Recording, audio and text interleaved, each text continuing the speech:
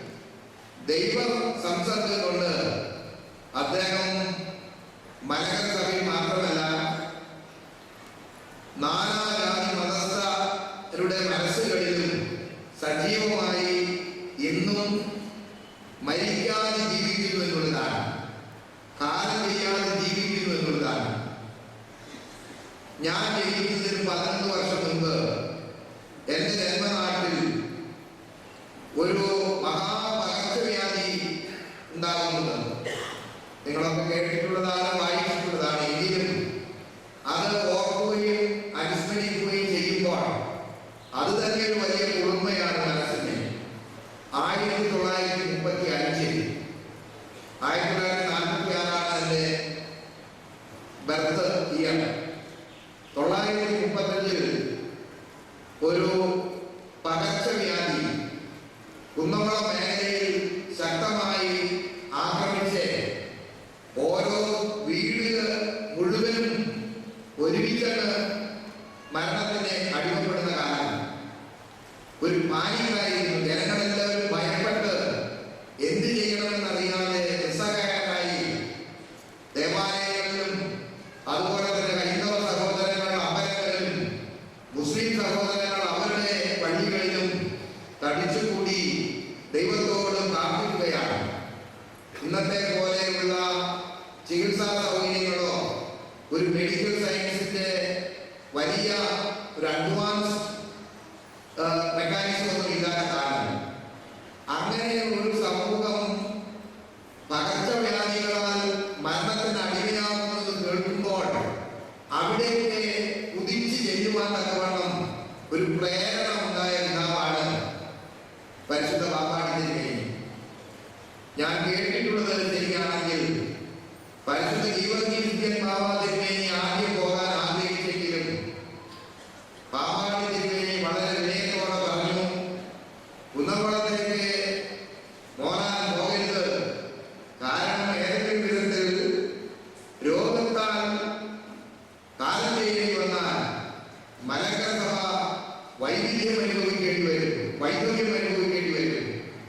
അതുകൊണ്ട് കുന്നംകുളത്തേക്ക് ഞാൻ പോയിക്കൊള്ളാം.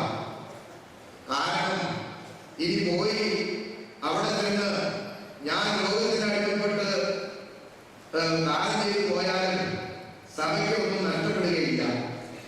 അതുകൊണ്ട് ഞാൻ പോയിക്കൊള്ളാമെന്ന് തിരുമേനി വളരെ ശക്തമായി പരിശുദ്ധ ബാബാ തിരുമേനിയോട് ചോദിച്ച് അനുവാദം വാങ്ങിച്ച് ഇവിടെ നിന്ന് പുറപ്പെട്ടു എന്നുള്ളത് കുന്നംകുളം മേഖലയിലുള്ള നാനാജാതി മതസ്ഥരുടെയും മനസ്സ് ആ പിന്തലമുറക്കാർ പോലും അതേ വികാരം കൊണ്ട് തന്നെയാണ് പരിശുദ്ധ ബാബാ തിരുമേനിയെ കാണുന്നത്. തുടർന്ന് എറണാകുളം വരെ ബസ്സിലോ മറ്റോ യാത്ര ചെയ്തത്. തുടർന്ന് അദ്ദേഹം തീവണ്ടിയിലാണ് യാത്ര ചെയ്തത് എന്ന് കേട്ടിട്ടുണ്ട്. തീവണ്ടിയിൽ യാത്ര ചെയ്ത് കുന്നംകുളം വരെ എത്തുന്നതിന് മുമ്പ്, തൃശ്ശൂർ എത്തുന്നതിന് മുമ്പ്, തൃശ്ശൂർ വന്നപ്പോൾ തൃശ്ശൂരാണ് അവസാനത്തെ റെയിൽവേ സ്റ്റേഷൻ. അവിടെ നിന്ന് 25 കിലോമീറ്റർ കൂടെ പടിഞ്ഞാറോട്ട് പോകണം. അപ്പോൾ അവിടെയുള്ള വളരെ സഭയുടെ പ്രഗത്ഭന്മാരായ ആളുകൾ, പ്രത്യേകിച്ച് എം എ ചാക്കോയുടെ സഹോദരങ്ങൾ, അങ്ങനെയുള്ള പരിശുദ്ധ വട്ടശ്ശേരി തിരുമേനിയോട് വളരെ സ്നേഹവും വലക്കൈയായി പ്രവർത്തിക്കുന്ന അൽമായ പ്രമുഖനും വൈദിക ശ്രേഷ്ഠത്തിൽ ചെന്ന് പരിശുദ്ധ പാപ്പാടി തിരുമേനിയോട് കാലിൽ പിടിച്ച് അപേക്ഷിച്ചൊരു കാര്യമുണ്ട്. അങ്ങ് കുന്നംകുളം വരെ വരണമെന്നില്ല, തൃശ്ശൂരിൽ ഇരുന്ന് പ്രാർത്ഥിച്ചാൽ മതി. കുന്നംകുളം മേഖലയിൽ ഞങ്ങൾക്ക് ദൈവം സൗഖ്യം തരും. ഏതെങ്കിലും വിധത്തിൽ കുന്നംകുളം മേഖലയിലുള്ള തിരുമേനി രോഗത്തിന് അടിമപ്പെട്ട് കാലം ചെയ്ത് പോയാൽ അത് ഞങ്ങൾക്ക് തീരാ ദുഃഖമായിരിക്കും. അതുകൊണ്ട് തൃശ്ശൂരിൽ ഇരുന്ന് പ്രാർത്ഥിക്കുകയും ഞങ്ങളെ ദൈവസന്നിധിയിൽ ഈ വലിയ ആപത്തിൽ നിന്ന് രക്ഷിപ്പാൻ തക്കവണ്ണം അന്ന് പ്രാർത്ഥിക്കുകയും ചെയ്താൽ മതിയെന്ന് ആ പരിശുദ്ധ പിതാവിനോട് അപേക്ഷിക്കുകയുണ്ടായി. അങ്ങനെയുള്ള അപേക്ഷകളൊന്നും അദ്ദേഹം കേൾക്കാൻ തയ്യാറായില്ല എന്ന് മാത്രമല്ല, എത്രയും വേഗത്തിൽ കുന്നംകുളത്തേക്ക് പോകുക എന്നുള്ള ദൃഢബോധം ഇടയ്ക്ക് പേടിച്ചോടാനോ അവിശ്വസിച്ച് പുറത്തോട്ട് മാറാനൊന്നും തിരുമേനി സന്നദ്ധമല്ല. അത് അദ്ദേഹത്തിന്റെ നിർബന്ധ ബുദ്ധിയാണ്. ആ നിർബന്ധ ബുദ്ധിയുടെ പിന്നിലുള്ളത് ദൈവസംസർഗമാണ്. Is a man of prayer. ദൈവസംസർഗം ഉണ്ടാകുമ്പോൾ ലോകത്തിന്റെ ആപത്തുകളെ കുറിച്ചോ വരാൻ പോകുന്ന അപകടങ്ങളെ കുറിച്ചോ ഇതൊന്നും ആ ദൈവമനുഷ്യ മനസ്സിൽ ഒരിക്കലും ഏശുകയില്ല. ദൈവ സംസർഗത്തിലൂടെ ജീവിക്കുമ്പോൾ പിന്നീട് തന്റെ മക്കൾക്കോ തന്റെ അതായത് ലോകത്തിന് ആർക്കെങ്കിലും വരുന്ന വേദനകൾ സ്വന്തം വേദനകളായി മാത്രമേ കാണുകയുള്ളൂ. അതാണ് ഈ ദൈവമനുഷ്യ ബന്ധത്തിന്റെ ഏറ്റവും വലിയ ശക്തി എന്ന് പറയുന്നത്. ആ വിധത്തിലൊരു ബന്ധം ആരംഭിച്ചു വരുമ്പോൾ പിന്നീട് കാണുന്നത് എല്ലാവരോടും ഉള്ള സഹാനുഭൂതി, സ്നേഹം, ഒരു വലിയ കമ്പാഷൻ. അതാണ് അതിനന്തരഫലം. അവിടെ അവരെ നല്ലവരാണോ അവരെ ദുഷ്ടന്മാരാണോ ഇതൊന്നുമല്ല.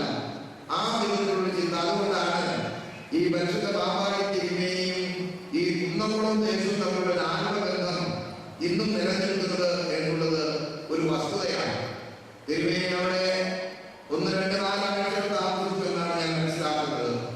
അന്നത്തെ പത്രങ്ങളെല്ലാം വലിയ വെണ്ടയ്ക്ക അക്ഷരത്തിൽ എഴുതി പ്ലേഗിനെ ഭയപ്പെടാത്ത ഇടയൻ എന്ന് പറഞ്ഞുകൊണ്ട് എല്ലാ പത്രങ്ങളും ആ കാലഘട്ടത്തിലെ തിരുമേനിയുടെ ഈ ദൈവബന്ധത്തിലുള്ള ആത്മധൈര്യത്തെ ശ്ലാഘിച്ചുകൊണ്ട് തിരുമേനിയുടെ ആ തീരുമാനത്തെ ഏറ്റവും അധികം വളരെ ഭയഭക്തിയോടെ തന്നെ അന്നത്തെ പത്രങ്ങൾ എഴുതുകയുണ്ടായി.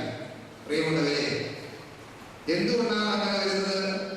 എന്തുകൊണ്ടാണ് തിരുമേനിക്ക് ആ വിധത്തിലുള്ള ധൈര്യം വരുന്നത്? ദൈവബന്ധം തന്നെ. ഒരു മേൽപ്പെട്ടക്കാരനെ സംബന്ധിച്ചിടത്തോളം നമ്മുടെ വിശ്വാസികൾ എപ്പോഴും പ്രതീക്ഷിക്കുന്നത് പാണ്ഡിത്യം ഉണ്ടായാൽ നല്ലതാണ്, ധനമുണ്ടായാൽ നല്ലതാണ്, ഭരണാധിപനായാൽ നല്ലതാണ്. പക്ഷെ അതിനേക്കാളൊക്കെ നല്ലത് ദൈവത്തോടുള്ള ബന്ധം, സംസർഗം വളരെ കൃത്യമായി നിലനിർത്തുന്ന ഒരു ജീവിത സംവിധാനം. അതാണ് നമ്മുടെ വിശ്വാസികൾ പ്രതീക്ഷിക്കുന്നത്. കാരണം അതിനപ്പുറമൊന്നുമില്ല. മറ്റതെല്ലാം അതിന്റെ താഴെയാണ്. പാണ്ഡിത്യമാണെങ്കിലും അതുപോലെ തന്നെ ലോകപരിചയമാണെങ്കിലും ധനമാണെങ്കിലും നല്ല ഭരണാധിപനെന്ന് ഉള്ള ആ കഴിവ് ആണെങ്കിൽ പോലും അതിനേക്കാളും ഒക്കെ ഒന്നാം നിലയിൽ ജനം കരുതുന്നത് ദൈവസംസർഗമാണ്. ദൈവസംസർഗം ഉണ്ടായി കഴിഞ്ഞാൽ പിന്നെ മനുഷ്യരോടുള്ള അവരുടെ ആ ഒരു സഹാനുഭൂതിക്കും സ്നേഹത്തിനും യാതൊരു അതിരുമില്ല. നമ്മളൊക്കെ അറിയുന്നത് പോലെ തിരുമേനിയുടെ ഏറ്റവും വലിയ ഒരു ബോഡി ഗാർഡ് ഒരു പൊട്ടനായി. ഒന്നും സംസാരിക്കാൻ അറിയാമില്ല. വല്ലവരും പൊട്ടന്മാരെ നമ്മുടെ അരങ്ങലയിലെ എല്ലാ കാര്യത്തിനും വേണ്ടി നിർത്തും. തിരുമേനിക്ക് ഭക്ഷണം കൊടുക്കുന്നത്, തിരുമേനിക്ക് ഭക്ഷണം ഒരുക്കി കൊടുക്കുന്നത്, ഏതാണ്ട് അരങ്ങലയുടെ ഒരു മാനേജരെക്കാളും വലിയ കരുതലും വലിയ ഒരു വ്യക്തിത്വമാണ് അദ്ദേഹത്തെ എന്നും ആഹാരങ്ങൾ സംരക്ഷിച്ചുകൊണ്ടിരുന്ന സംസാരിക്കാൻ വയ്യാത്ത ഒരു സാധു മനുഷ്യൻ. തിരുമേനിയിൽ നിന്ന് ആരെങ്കിലും ഒക്കെ പൈസ അടിച്ചോണ്ട് പോകുമ്പോൾ ഒട്ടനവിടെ കിടന്ന് കൈയും കാലും കാണിച്ച് ഭയങ്കര കുഴപ്പമാണ്. കാരണം കുഴപ്പമൊന്നും പറയാനറിയാമല്ല. കൈകൊണ്ടും കാലുകൊണ്ടും ഒക്കെ കാണിച്ച് പല അംഗവിക്ഷേപങ്ങളിലൂടെ തിരുമേനിയെ കടുക്കാൻ പോകും. പക്ഷേ ഓട്ടം പറഞ്ഞ ഈ കാര്യത്തിൽ തിരുമേനിക്ക് കേൾക്കൂ. തിരുമേനിക്ക് ഒരു കൈ കൂടെ കിട്ടുന്നു, വേറെ കൈ കൂടെ കൊടുക്കുന്നു. അതങ്ങനെയൊക്കെ പോകും. ഈ ധനത്തെ കുറിച്ചിട്ട് തിരുമേനിക്ക് വലിയ ഒരു ആഗ്രഹമോ അല്ലെങ്കിൽ അത് എങ്ങനെ വിതരണം ചെയ്യണം ഇതൊന്നും തിരുമേനിക്ക് വിഷയമായിരുന്നില്ല. പ്രിയമുള്ളവരെ, ഇത് തന്നെയാണ് ഒരു ആത്മീയ ജീവിതത്തിന്റെ ഒരു വലിയ ഉദാഹരണം എന്ന് പറയുന്നത്. പലപ്പോഴും നമ്മൾ പറയാറുണ്ട് നമ്മുടെ സഭയിൽ ഇപ്പോൾ അതില്ല എല്ലാവരും പിന്നെ ദൈവത്തിൽ നിന്നാകുന്ന പല ഒരു ക്രിസ്തീയതയിൽ നിന്നെല്ലാം നഷ്ടപ്പെട്ടു പോകുന്നുവെന്ന്. എപ്പോഴും ഒരു കാര്യം ഓർക്കണം. ഈ ഒരു തേനീച്ച കൂട് നോക്കുമ്പോൾ നമുക്കറിയാം അതിനകത്തൊരു റാണീച്ച കാണും. ഈ റാണീച്ച അവിടെ ഉണ്ടെങ്കിൽ റാണി ഉള്ളത് മറ്റ് തേനീച്ചകൾ അവിടെ കൂടി ഒരു വലിയ കൂട് കെട്ടിയിരുന്നു. റാണി പോയാലോ ഒന്നുമില്ല. ആ വെള്ള തേനീച്ച ഉണ്ടാകും. ഒരു പരിശുദ്ധ പരിശുദ്ധത്തിന്മേൽ ഉണ്ടായപ്പോൾ അതിന്റെ ചുറ്റും ധാരാളം ആളുകൾ, വിശ്വാസികൾ അതിന് മതവും ദേവിയും വിട്ടുപോകുന്നു. കാരണം ദൈവബന്ധത്തിലുള്ള ശക്തി പ്രാപിക്കുമ്പോൾ പിന്നെ മതത്തിന്റെ വേദികെട്ടുകളോ ധനവാൻ ദരിദ്രൻ എന്ന ബന്ധങ്ങളോ പണ്ഡിതൻ പാമരൻ എന്ന് പറയുന്ന വേദികളോ ഒന്നും അവിടെ കാണുകയില്ല.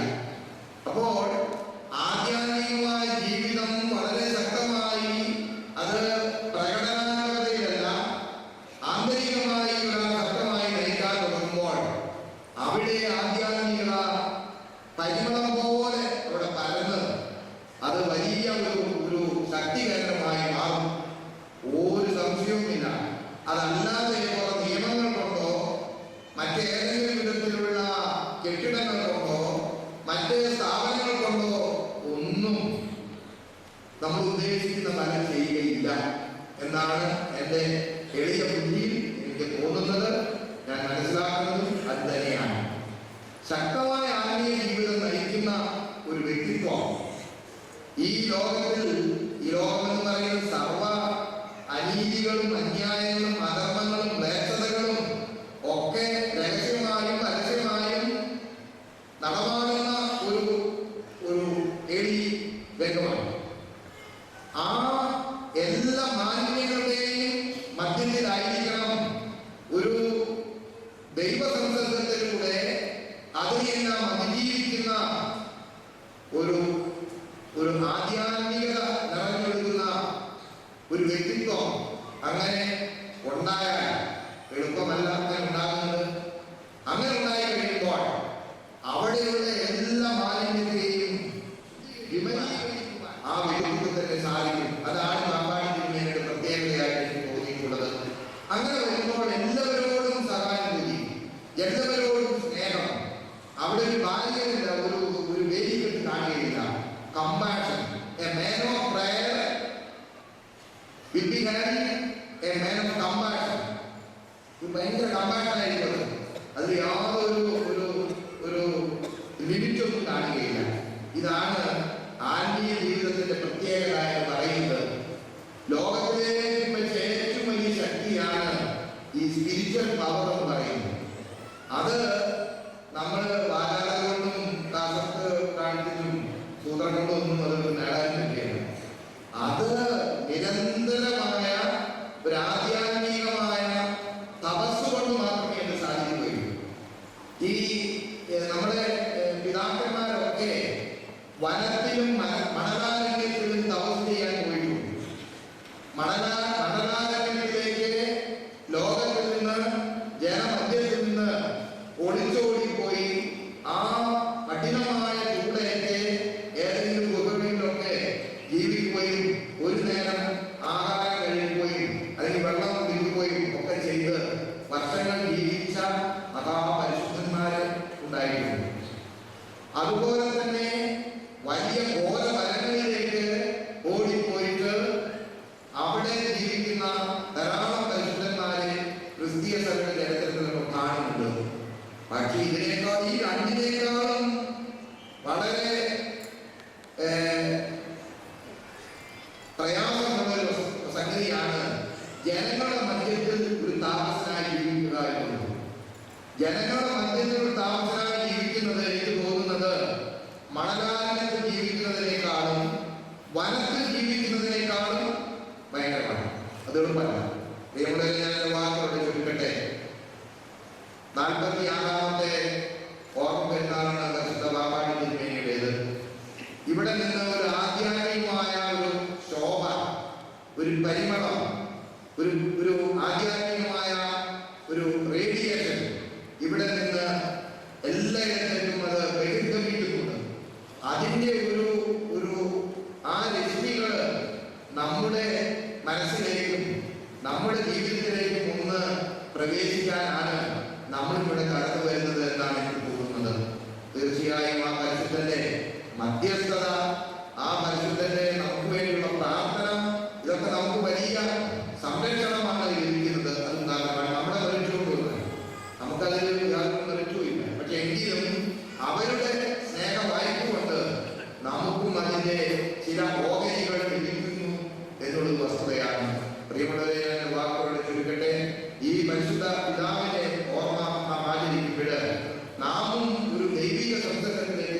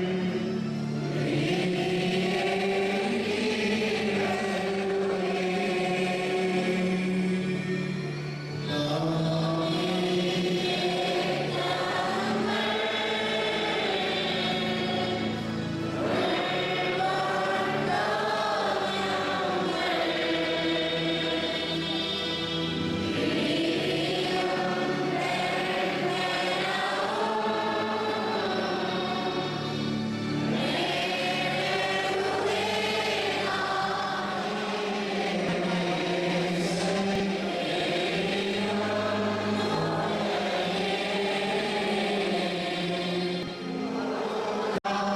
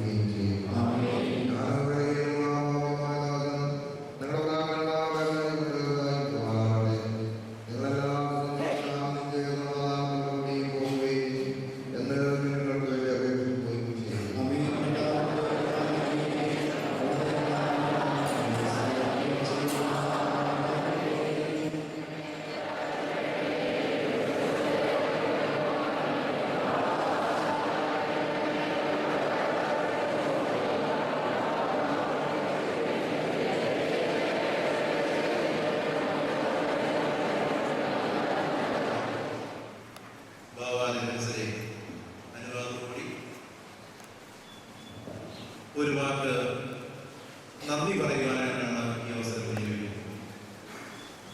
പരിശുദ്ധനായ പാമ്പാടി തിരുമേനിയുടെ ഓർമ്മ പെരുന്നാളിൽ സംബന്ധിച്ച് അനുഗ്രഹം പ്രാപിക്കുന്ന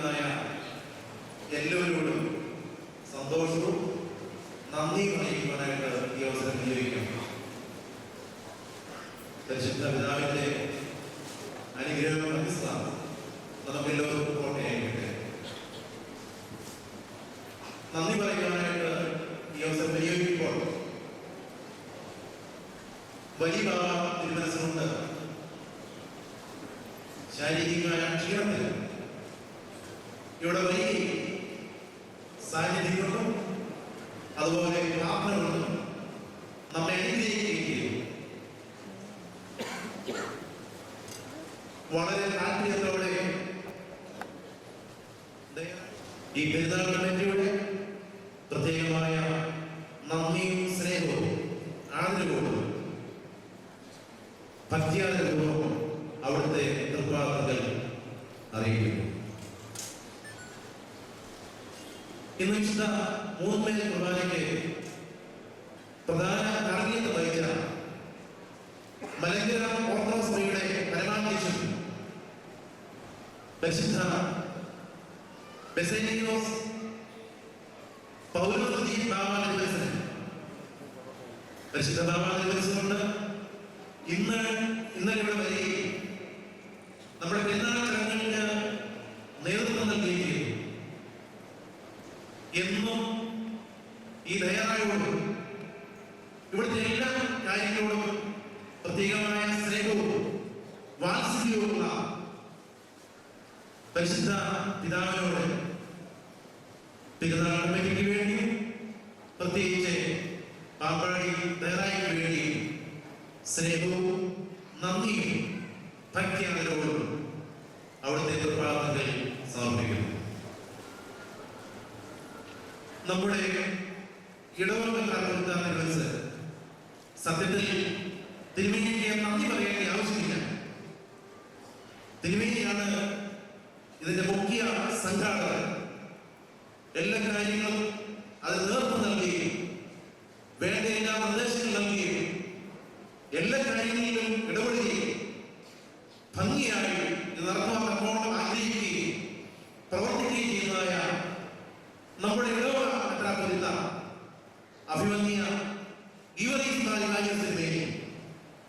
തിരുമേനിയോടുള്ളതായ സ്നേഹവും കടപ്പാണ് പെരുന്നാൾ കമ്മിറ്റിക്ക് വേണ്ടി പ്രത്യേകിച്ച് ദയറായിക്ക് വേണ്ടി അവിടുത്തെ പ്രഭാതങ്ങളിൽ സമർപ്പിക്കുന്നു. ഇന്ന് വിശുദ്ധ മൂന്നേ കുർബാനയ്ക്ക് സഹകാർമ്മികരായിരുന്ന അഭിമന്യ മാർട്ടിസ് മാർ തേവോസിന്റെ ഇടുക്കി ഭദ്രാസനത്തിൽ ഇന്നലെ തന്നെ തിരുമേനി ഇവിടെ വരികയും അനുസ്മരണ പ്രഭാഷണം നടത്തുകയും തിരുമേനിയോടുള്ളതായ സ്നേഹവും നന്ദിയും കടപ്പാട് പെരുന്നാൾ കമ്മിറ്റിക്ക് വേണ്ടി പാമ്പാടിക്ക് വേണ്ടി പ്രത്യേകമായി അറിയിക്കുന്നു. അഭിമന്യ ജോഷുമാർ നിക്കോദിമോസിന് നമ്മുടെ പുതിയ നിലയ്ക്കൽ ഭദ്രാസനത്തിന്റെ അംഗം അഭിമന്യത്തിനെയും ഇന്നലെ തന്നെ ഇവിടെ വരികയും നമ്മുടെ പെരുന്നാളുകളുടെ വേണ്ടതായ എല്ലാ ക്രമീകരണങ്ങളിലും സഹകരിക്കുകയും നേതൃത്വം നൽകുകയും ചെയ്തു. അഭിമന്യ തിരുമേനിയോടുള്ളതായ പ്രത്യേകമായ സന്തോഷവും നന്ദിയും കടപ്പാടും അറിയിക്കുന്നു.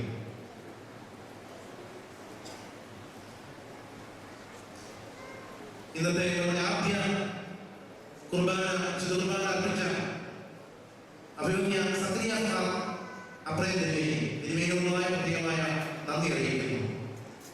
സാന്നിധ്യം കൊണ്ടും പ്രാർത്ഥന കൊണ്ടും നമ്മെ അനുഗ്രഹിച്ച അഭിമന്യ യൂരിയോസിന്റെ തിരുമേനിയോടുള്ളതായ പ്രത്യേകമായ നന്ദി അറിയിക്കുന്നു. അതുപോലെ തന്നെ ഈ ആഴ്ചകളിലും ഇന്നലെയൊക്കെ ആയിട്ട് ഇവിടെ വന്ന സഭയിലെ നമ്മുടെ പിതാക്കന്മാരെ അഭിമന്യ തിരുമേനിമാരെ അവരോട് എല്ലാവരോടുള്ളതായ പ്രത്യേകമായ നന്ദിയും സ്നേഹവും പെരുന്നാൾ കമ്മിറ്റിക്ക് വേണ്ടിയും പാമ്പാടിക്ക് വേണ്ടിയും അറിയിക്കുന്നു.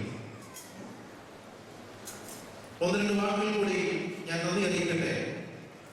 നമ്മുടെ ഈ പെരുന്നാളുകൾ എത്രയും ഭംഗിയാക്കി തീർക്കുവാൻ ഇതിനുവേണ്ടി പ്രയത്നിച്ചതായ അനേകം പേര്, ഇതിനുവേണ്ടി സഞ്ചരിച്ചതായ അനേകം പേര്, അവരോട് ഒരു വാക്കിന് നന്ദി പറയാതിരിക്കുന്നത് ഒരു കുറവായിരിക്കുമല്ലോ. പ്രത്യേകിച്ച് ഈ പെരുന്നാൾ കമ്മിറ്റി പ്രവർത്തിച്ചതായ കൺവീനർമാരും കമ്മിറ്റികളും അതിനുവേണ്ടി പ്രവർത്തിച്ചതായ നമ്മുടെ വോളണ്ടിയർമാര് പ്രവർത്തകര് വളരെയധികം അവർ അധ്വാനിക്കുകയായിരുന്നു. ഏതാനും ദിവസമായിട്ട് അവരുള്ളതായ പ്രത്യേകമായ നന്ദിയും സ്നേഹവും പെരുന്നാൾ കമ്മിറ്റിക്ക് വേണ്ടിയും പാമ്പാടി ജനതയ്ക്ക് വേണ്ടിയും പ്രത്യേകമായിട്ട് അവരോട് പറയുന്നു. ഈ പെരുന്നാളിന് വേണ്ടതായ എല്ലാ ക്രമീകരണങ്ങളും ചെയ്തതായ നമ്മുടെ സെക്യൂരിറ്റി സ്റ്റാഫ്, അതുപോലെ തന്നെ പോലീസ് ഉദ്യോഗസ്ഥന്മാരെ, അവിടുത്തെ പ്രവർത്തകരെ, അവരെ നമുക്ക് വേണ്ടതായ പ്രത്യേകിച്ച് റാസയ്ക്ക് മറ്റു കാര്യങ്ങൾക്ക് വേണ്ട എല്ലാ ക്രമീകരണങ്ങളും, യാത്രാ ക്രമീകരണങ്ങളും ഒക്കെ അവർ ചെയ്തു തന്നു. പോലീസ് ഡിപ്പാർട്ട്മെന്റിനുള്ള പ്രത്യേകമായ നന്ദി പെരുന്നാൾ കമ്മിറ്റിക്ക് വേണ്ടി അറിയിക്കുന്നു. അതുപോലെ തന്നെ ഇവിടെ നടന്നതായ 4-ാം തീയതി സന്ധ്യ മുതൽ ആരംഭിച്ച് ഇന്നലെ ഉച്ചയോടെ സമാപിച്ച അഖണ്ഡ പ്രാർത്ഥനയെ സംബന്ധിക്കുകയും നേതൃത്വം നൽകിയ കോട്ടയം മദ്രാസത്തിലെ വിവിധ ഇടവകളും അവിടുത്തെ ആത്മീയ പ്രവർത്തകർ എല്ലാവരോടുമായ പ്രത്യേകമായ നന്ദി അറിയിക്കുന്നു. ഇന്നലെയും ഇന്നുമായി ഇവിടെ തീർത്ഥാടകരായിട്ട് വന്നതായ വിവിധ ഇടവകളിൽ വന്നതായ നമ്മുടെ ഭക്തജനങ്ങൾ, നമ്മുടെ ജനങ്ങൾ, പ്രത്യേകിച്ച് കുന്നംകുളം, പഴഞ്ഞി, കാരാപ്പുഴ, ഇടുക്കി പ്രദേശങ്ങളിൽ നിന്നും മലബാർ പ്രദേശങ്ങളിൽ നിന്നും കോട്ടയം, നിരണം തുടങ്ങിയ വിവിധ ഭദ്രാസനങ്ങളിലെ ഇടവകളിൽ അവിടുത്തെ അതിവൈദിക ശ്രദ്ധ, പ്രത്യേകിച്ച് അർപ്പാച്ചന്മാര്, വൈദിക ശ്രദ്ധര്, ഷമ്മാശന്മാര്, ബഹുമാനപ്പെട്ട സിസ്റ്റേഴ്സ്, വൈദിക സെമിനാരി വിദ്യാർത്ഥികൾ എല്ലാവരോടുള്ളതായ പ്രത്യേകമായ നന്ദിയും സ്നേഹവും കടപ്പാടും പെരുന്നാൾ കമ്മിറ്റിക്ക് വേണ്ടി അറിയിക്കുന്നു. അതുപോലെ തന്നെ ഇന്നലെയും അതുപോലെ തന്നെ ഇന്നും ഇവിടെ വരുന്നതായ എല്ലാവർക്കുമായി ഭക്ഷണം ക്രമീകരിക്കുന്നുണ്ട്. അത് തീർച്ചയായിട്ടും നടന്നത് നമ്മുടെ എൻ്റെ പ്രിയപ്പെട്ട സഹോദരങ്ങളാണ്. അവർ പേര് പറയേണ്ടതായ പ്രത്യേകമായിട്ട് പറഞ്ഞിട്ടുണ്ട്. അവരോടുള്ളതായ പ്രത്യേകമായ സ്നേഹം അറിയിക്കുന്നു. നിങ്ങൾ ശ്രദ്ധിച്ചു കാണാം, ഇന്നലെ റാസയിലെ വളരെ മനോഹരമായ രഥം, അത് പെർമനന്റ് ആയിട്ട് നിർമ്മിച്ച് ദയവായി നൽകിയതായ, അത് പേര് പറയേണ്ടതായ പ്രത്യേകമായിട്ട് പറഞ്ഞിട്ടുണ്ട്. ആ വ്യക്തിയോടുള്ളതായ പ്രത്യേകമായ സ്നേഹവും സന്തോഷവും അറിയിക്കുന്നു. ഇതിനുവേണ്ടി ലൈറ്റും സൗണ്ടും ക്രമീകരിച്ചു തന്നതായ അതിന്റെ പ്രവർത്തകർ, അവരുള്ളതായ പ്രത്യേകമായ സ്നേഹം അറിയിക്കുന്നു. ഇവിടെ വന്നതായ വിവിധ മാധ്യമ പ്രവർത്തകർ, പ്രത്യേകിച്ച് ഇതിന്റെ കേബിളിന്റെ പ്രവർത്തകർ, വിസ്മയ കേബിളിന്റെ പ്രവർത്തകർ ലൈവായിട്ട് ഇത് കാണിക്കാത്തോളം യത്നിച്ചതായ വിസ്മയ കേബിളിന്റെ പ്രവർത്തകരെ, വിവിധ മാധ്യമ പ്രവർത്തകരെ, ഇവരോടെല്ലാം ഉള്ളതായ പ്രത്യേകമായ സ്നേഹവും സന്തോഷവും പെരുന്നാൾ കമ്മിറ്റിക്ക് വേണ്ടി അറിയിക്കുന്നു. ഇതിനുവേണ്ടി യത്നിച്ചതായ അനേകം പേർക്ക്, ഈ പേരുകൾ പറയേണ്ട അനേകം പേർക്ക് സമയം 1 മിനിറ്റ് കൊണ്ട് തീർക്കണമെന്നാണ് ബാബാചാര്യ കൽപ്പിച്ചത്. അതുകൊണ്ട് എല്ലാവരോടും പ്രത്യേകമായ സന്തോഷവും നന്ദിയും അറിയിക്കുന്നു. പ്രത്യേകിച്ച് പരിശുദ്ധനായ ബാബാചാര്യയുടെ മധ്യസ്ഥയിൽ അനുഗ്രഹിക്കും ഇതിനുവേണ്ടി ചെറുതും വലുതുമായിട്ട് പ്രവർത്തിച്ച എല്ലാവർക്കും ലഭിക്കട്ടെ എന്ന് പ്രാർത്ഥിച്ചുകൊണ്ട് എല്ലാവരോടും പ്രത്യേകമായി നന്ദി പറഞ്ഞുകൊണ്ട്, പെരുന്നാൾ കമ്മിറ്റിക്ക് വേണ്ടി നന്ദി പറഞ്ഞുകൊണ്ട് എന്റെ വാക്കുകളെ ഞാൻ അവസാനിപ്പിക്കുന്നു. ദൈവം നമ്മെ എല്ലാവരെയും അനുഗ്രഹിക്കുമാറാവണം.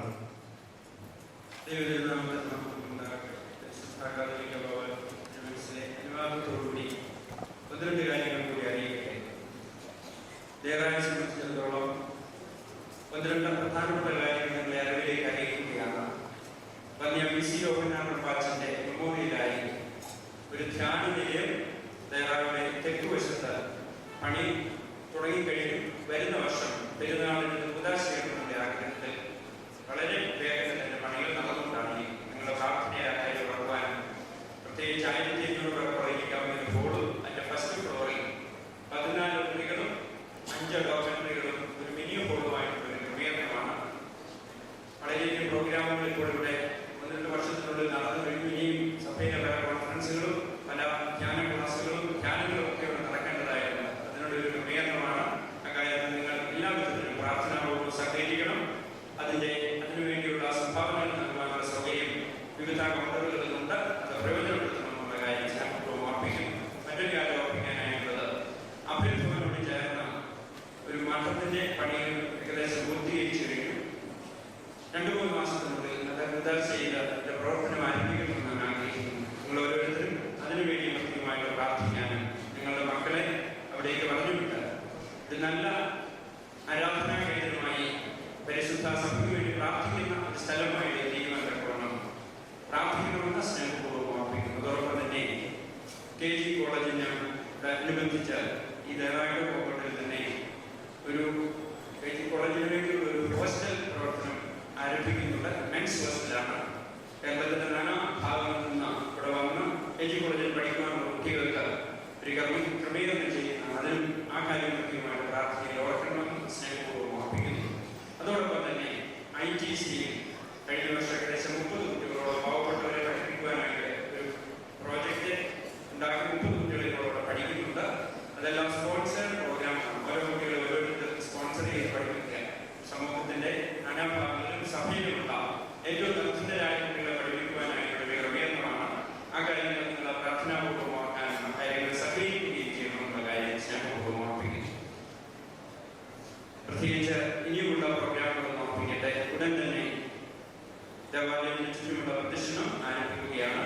പുരുഷന്മാർ വടക്കുവശത്തേക്കും സ്ത്രീകൾ തെക്കുവശത്തേക്കും ഇറങ്ങി വടക്കുവശത്തും തെക്കുവശത്തും ക്രമീകരിച്ചിട്ടുള്ള കൊടികളും ഒക്കെ എടുത്ത് അതുപോലെ തന്നെ കുരിശുകളും ഒക്കെ എടുത്ത് എത്രയും